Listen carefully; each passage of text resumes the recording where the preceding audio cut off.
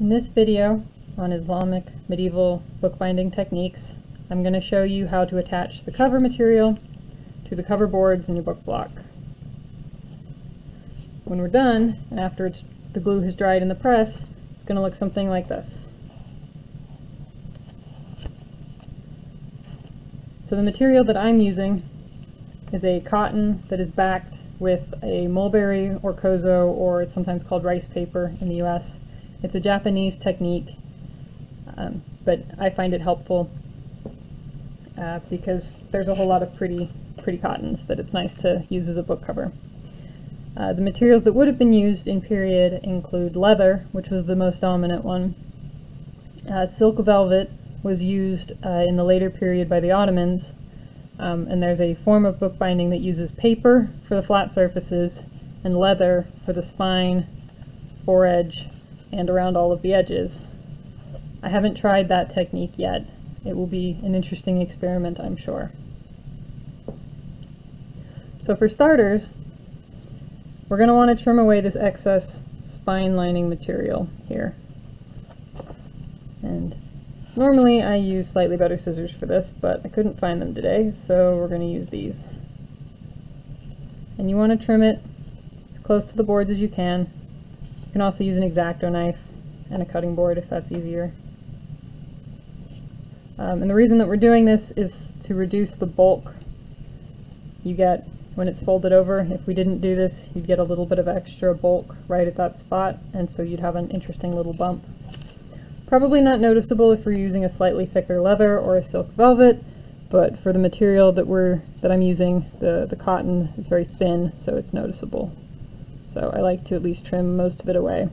You want to be careful not to cut in to your end band that you spent all of that time sewing.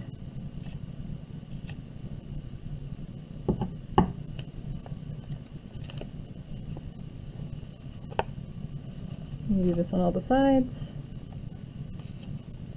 It's easier if you trim this before you attach the cover boards, but if you didn't do it then, you can do it now.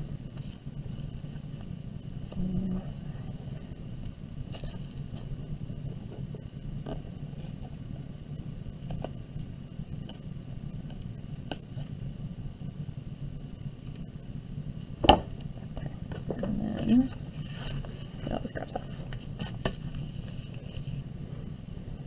Alright, so the first thing you're going to want to do is line up any designs on your cover, if you have any that you're interested in.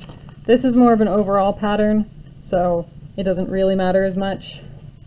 For this one, it had a clear dominant pattern that I wanted to make sure was on the front cover, so I made sure that when I lined it up that it would be prominently on the front cover.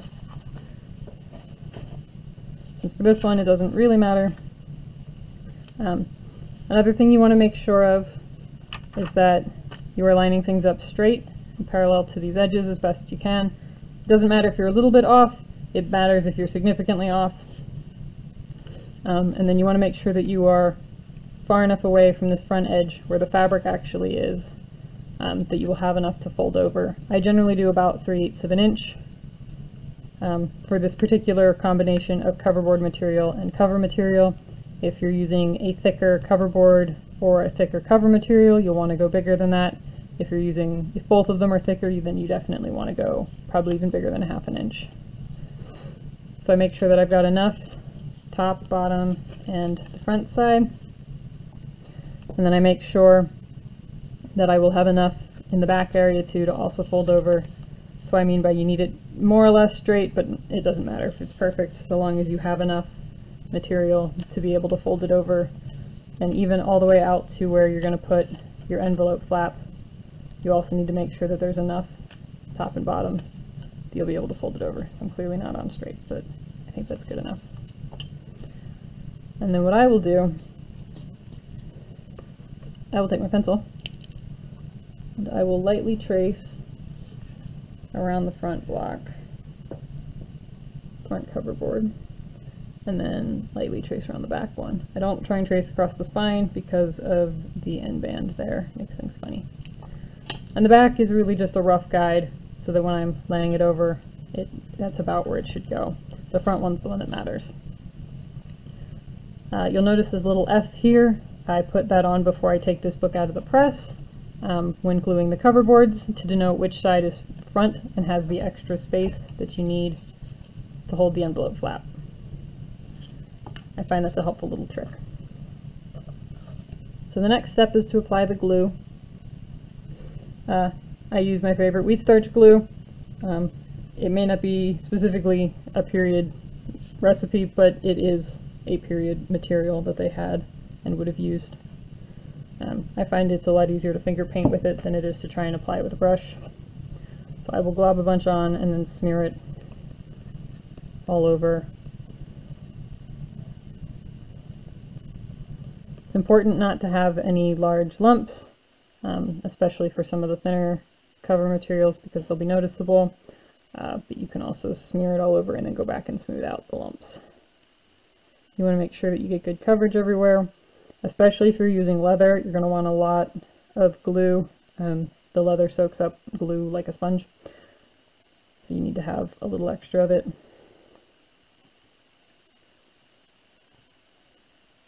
So I've applied it, and now I'm going back and smoothing it. Okay. I don't see any large lumps. A few small ones, but that's okay. And then I'm going to clean my finger off with a paper towel. Okay. And the next step is I open the cover up, kind of hold onto it at about 90 degrees, and then I will do my best to line it up with those pencil marks I made earlier. And then I'm going to let the back cover fall open, and I'm going to check and make sure that it's still roughly in line with the pencil marks. It doesn't have to fall exactly in them, but again, you're trying to make sure that it didn't like go on really weird and you're not going to have enough cover material to fold over later. And then I'll press it down. If I have my little rubber brayer, sometimes I'll rub the rubber brayer over it. I don't have it handy at the moment, so I'm not doing that. Okay, and then if I had a design on the front, this would be a good time for me to verify that I got the design where I wanted it. And then we're going to do the spine and the back. I'm going to hold it up so you can kind of see this isn't usually how I do it. When I do the spine, I make sure not to go all the way to the end, either end.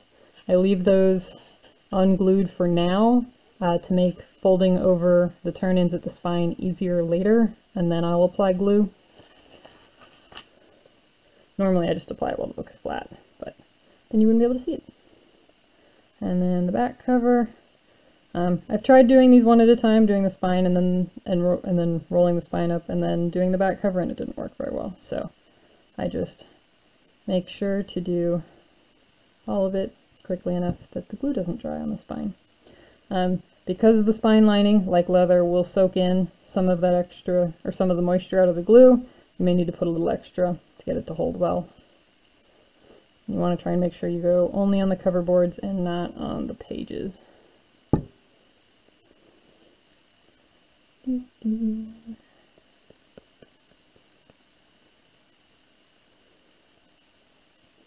Other options for glues that you can use if you don't have wheat starch glue are PVA. There's a special Bookbinders PVA that's pH neutral, archival quality, all of that. That's important if you're restoring books and you want them to last for a long time. If you're just making a pocket notebook that you're going to abuse to death within a year, it really doesn't matter. Elmer's glue is also a PVA type glue, and you can use that.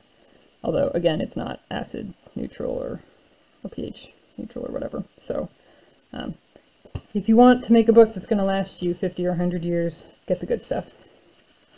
The pure wheat starch is generally neutral pH archival quality, at least the stuff I've been able to find is. So at this point I have glued my back cover, gotten out any major lumps, and I'm going to gently roll my cover material up over my spine. Since you are gluing it to the spine, you want it resting against the spine very closely. And there's really no good way to show that. And I'm going to roll it over again. I'm going to go and make sure that like my spine is actually, the material is adhering to the spine lining underneath, that I'm not getting any weird bubbles at the sides. I can smooth those out a little bit. If you notice any issues, now's the time to fix them. Once the glue dries, it becomes much, much harder.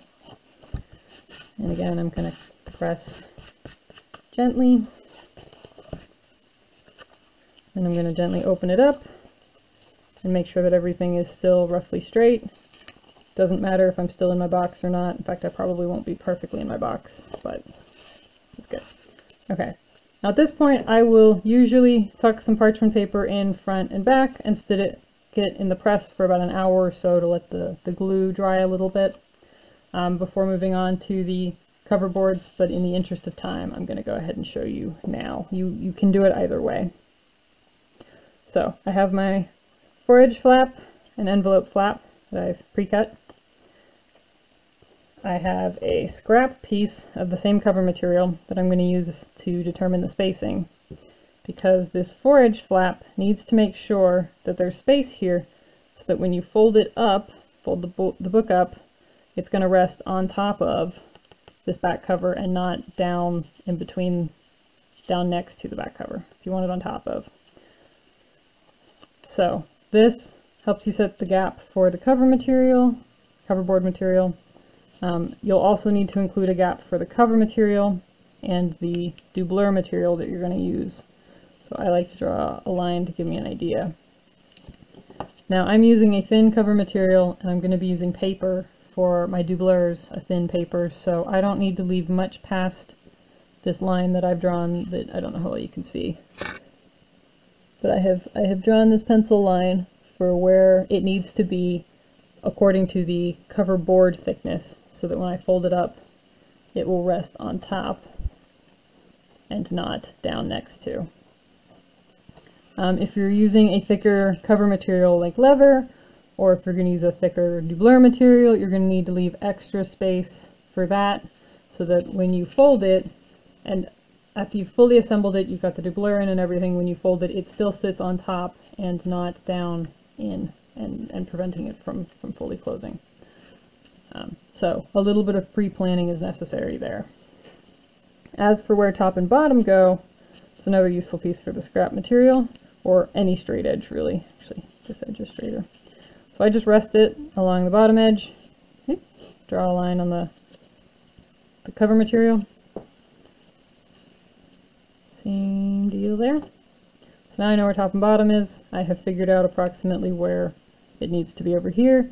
If in doubt, a little more generosity is better than not enough. So you would rather have a slightly bigger gap than you need than have not a big enough gap. So I'm going to take my fore-edge flat board and smear some glue on one side.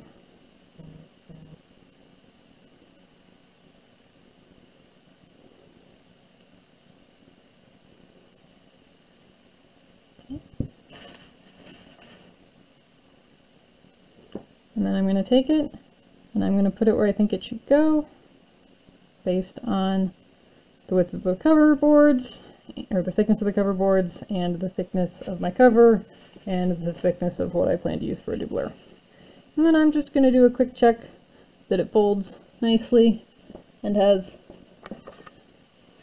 currently still a gap where to account for the thickness of the doublure. So it's always good to check that. Make sure it's straight as well. It's a good check too.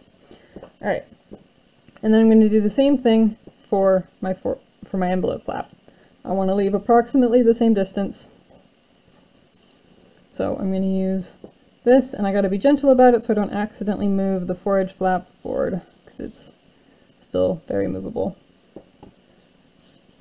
So that is the thickness for the coverboard material itself, and then I'm going to give it a little extra thickness for the doublures and the cover material. And I'm just more or less going to eyeball it. But you could measure it if you want to be very detail oriented. So I'm just smearing glue all over. I don't want big large chunks.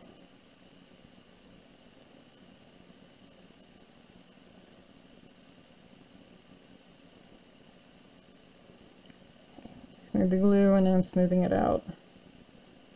Take out all any big chunks. Okay, take my finger off.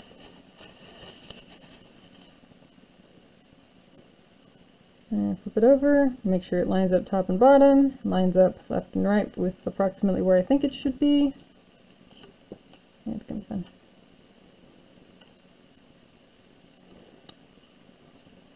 Ta-da! So then you can dry it flat, just like this, where you would just close the book and let it dry. I find it's better though if you actually fold up the flap. So I get a piece of parchment paper that's long enough to cover the entire back, just in case some glue seeps around the edges. I don't want to glue the pages to the back cover. And then I will gently fold that over, and then I'll place another piece into the front to make sure that any glue that seeped around the edges of the front cover doesn't glue itself to anything I don't want it glued to. And then I will put it in the press, just like that, and let it dry. And then, as I mentioned, when it's dried, it will look something like this. This one had a skinnier book block, so it's got a skinnier fore-edge flap. The next class is going to be trimming the excess cover material and then doing the turn-ins. So we'll end up turning over some of the material and gluing it down. So stay tuned for that class in the near future.